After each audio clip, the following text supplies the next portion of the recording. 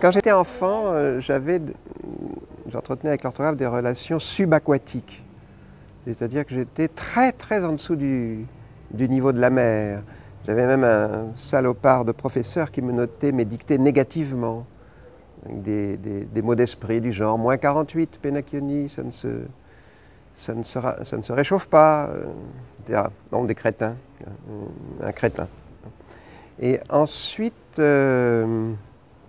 en tant que professeur, j'ai entretenu des relations très étroites avec l'orthographe et je me suis même fait une spécialité de guérir en très peu de temps les élèves prétendument dysorthographiques.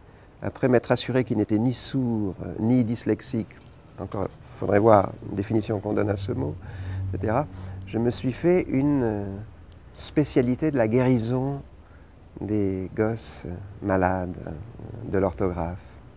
Et ensuite, pour ce qui est de l'orthographe des mots, confrontés aux fautes de certains de mes élèves, qui auraient tout aussi bien pu être les miennes à leur âge, ma réaction était de...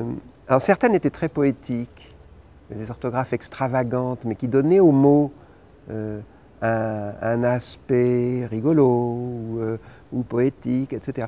Et alors certaines de ces fautes étaient revendiquées esthétiquement et elles trouvaient leur place dans un petit carnet que les enfants avaient vis-à-vis du mot juste. Tout ça aurait été très critiqué par la juxtaposition de la faute revendiquée et de l'orthographe juste, probablement pas orthodoxe d'un point de vue pédagogique. Si un inspecteur d'académie m'avait surpris dans cet exercice, je me serais fait gronder. Mais ça marchait très bien avec les enfants, la juxtaposition du mot tel qu'il s'écrit et de la faute magnifique qu'ils avaient faite. Il y avait même donc c'était des classes des enfants en difficulté scolaire.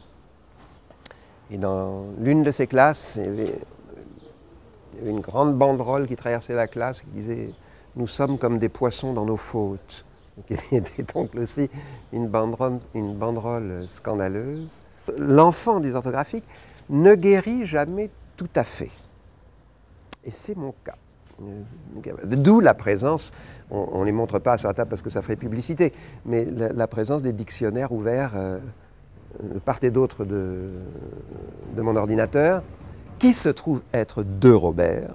Dans les dictionnaires synonymiques ou les analogiques, par exemple, sont des tentations de promenade infinies en sémantique.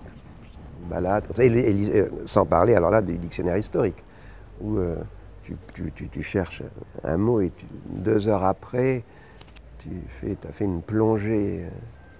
Il s'agit donc que les dictionnaires sont extrêmement dangereux pour un écrivain, la tentation de faire autre chose. Si l'accent circonflexe devait disparaître, eh bien, ma foi, les fenêtres perdraient leurs persiennes. Les fenêtres perdraient leurs volets, ce serait bien dommage.